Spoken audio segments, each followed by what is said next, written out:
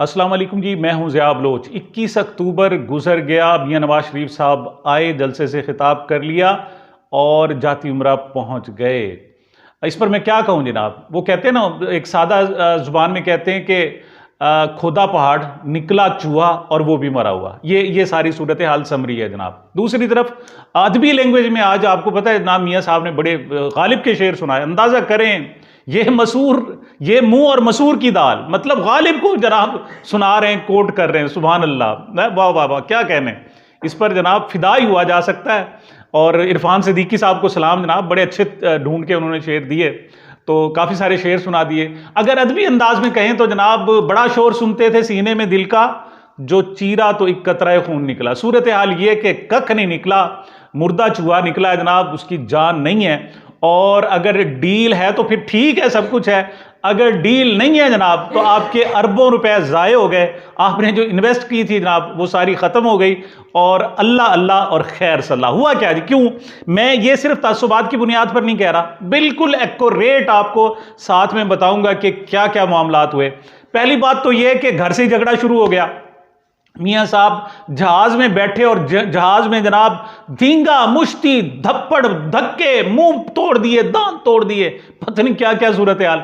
और मियाँ साहब, आप पाकिस्तान आ रहे हैं, कोई लड़ाई झगड़े की कोई रिहर्सल हो रही है, कोई मैच खेल रहे थे जनाब जिसमें जनाब कोई फ्री स्टाइल रेसलिंग थी?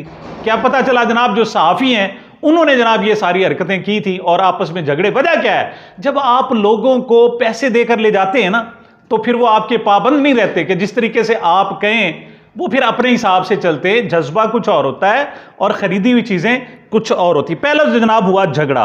दूसरे, उसके बाद क्या हुआ जनाब? उसके बाद सूरत हाल और ज्यादा आहिस्ता आहिस्ता खराब होती रही। रेड क्रॉस के झंडे लहराए गए। आपने जहाज को देखे, खास तौर पर रेड क्रॉस। अब अंजुमन हिलाल अहमर है पाकिस्तान में, उसमें वो रेड क्रॉस का नहीं होता, उसमें वो हमारे जनाब चांद का निशान होता है। लेकिन आप खुद करें कि रेड क्रॉस को जब पाकिस्तान में बनाया गया तो उसका नाम तब्दील करके अंजुमन हिलाल अहमर बना दिया गया।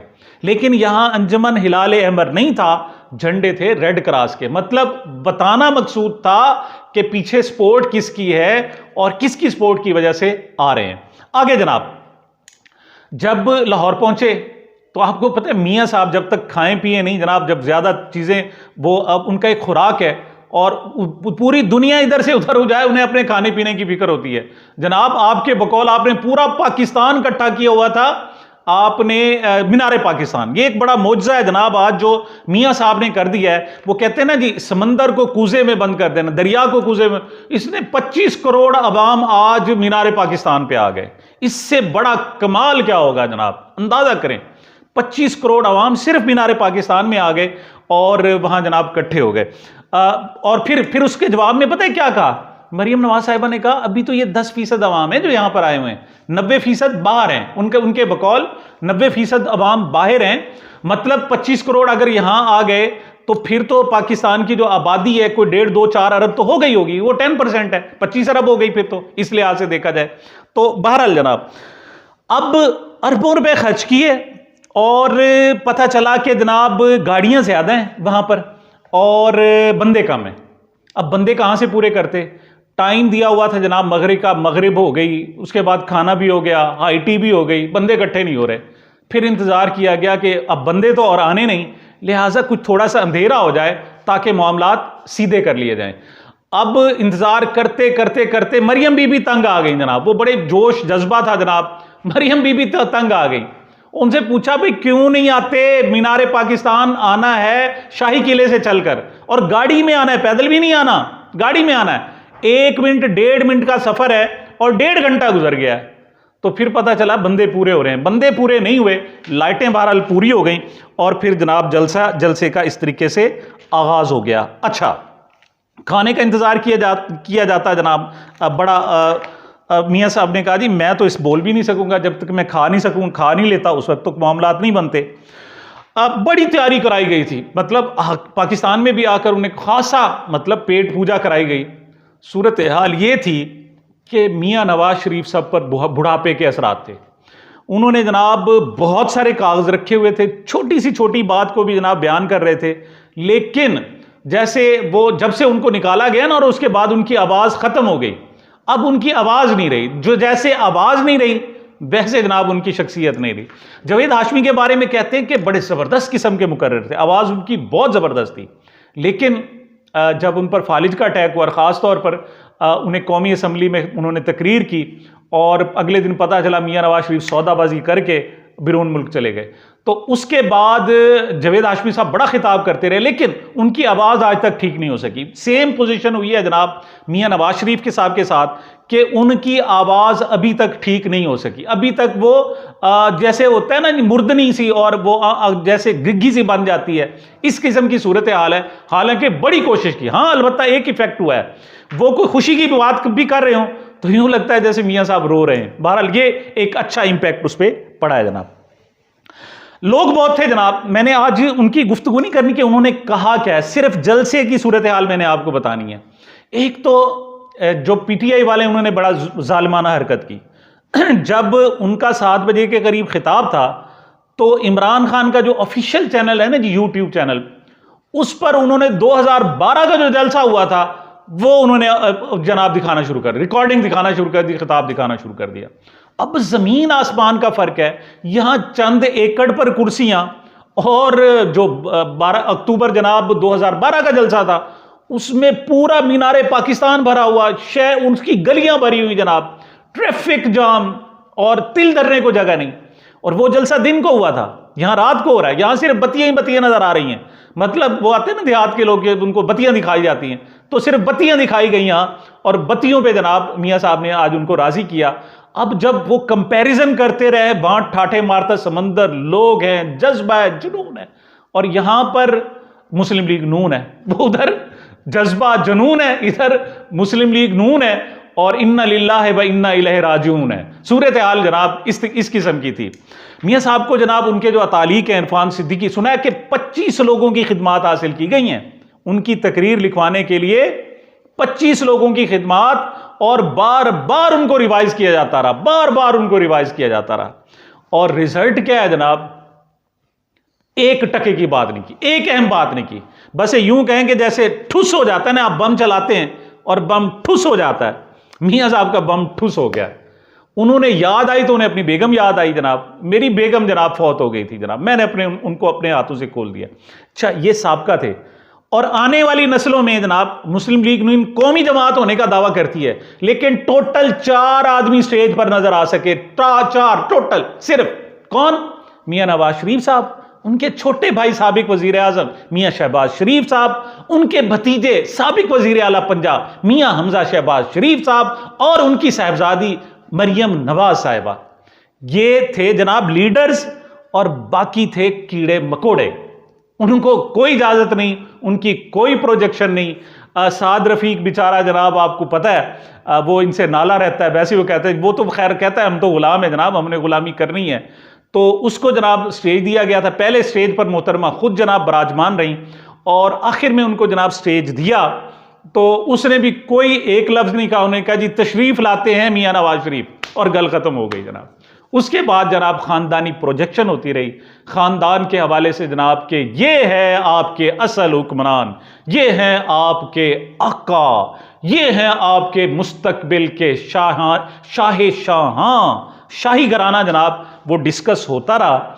और मैं कंटेंट्स पर इंशाल्लाह मैं बात करूंगा कि मियाँ साहब ने कितने कंटेंट्स में क्या कहा है और कितने झूठ बोले हैं। यकीन करें, झूठ पे झूठ, झूठ पे झूठ, झूठ पे झूठ, बंदा हैरान हो जाता है कि यार तुमने आगे लोगों को, पाकिस्तान को, पूरी दुनिया को भेड़ बकरी समझा हुआ है।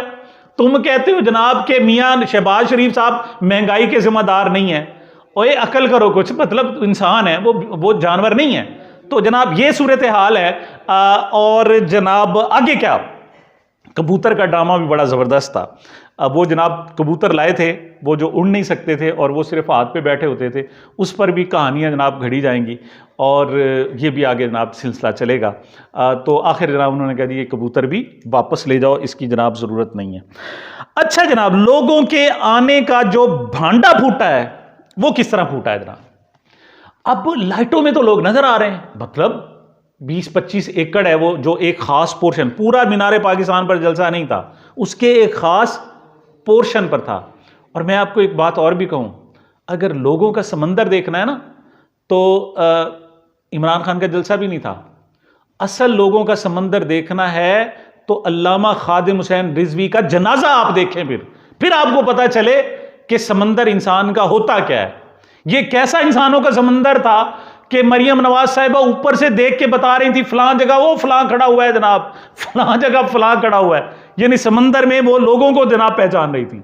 मतलब इतने ज्यादा लोग थे कि स्टेज से पूरे पाकिस्तान को जनाब वो देख रही थी। ये इसकी असलियत है। और जो भांडा फूटा है जनाब, भांडा इस तरह फूटा है कि उन्होंने कहा जी अब मियां नवाज शरीफ साहब आने वाले हैं, शेरा आ रहे हैं, बड़े बब्बर शेर आ रहे हैं जनाब। अब ऐसा करो जैसे फैसल जावेद पीटीआई के जलसों में करता था, लाइटें बंद करा देता था, कहते थे मोबाइल जनाब आप उसकी टॉर्च रोशन करें, तो उससे हर मोबाइल पर एक जनाब टॉर्च नजर आती थी, उससे अंदाजा हो जाता था लाइटें बंद और सिर्फ मोबाइल नजर आता, मोबाइल से काउंट हो जाता था। अब जनाब इनको कहा गया कि आप लाइटें बंद, और लाइटें जब बंद की और मोबाइल खिलवाए तो पता चला जनाब टामा चंद हजार लोग हैं, वो सारा का सारा भांडा ही फूट गया जनाब के। ओए पूरा पाकिस्तान आया हुआ है, 25 करोड़ अवाम आए हुए हैं और 10% जनाब आ सके हैं, उसके बाद बाकी तो आ ही नहीं सके, अलबत्ता सड़कें खाली थी जनाब। तो वो भांडा फूट गया जनाब। फिर मरियम साहिबा बड़ी सियानी है, आपको पता है, वो बोली थोड़ी है। उन्होंने जब ये देखा तो उन्होंने कहा अच्छा ये लाइटें ऑन कर दो, मुझे पता है आप लोगों के पास मोबाइल नहीं है, आप मुझसे रब्ता करना, मैं हर शख्स को एक मोबाइल दूंगी।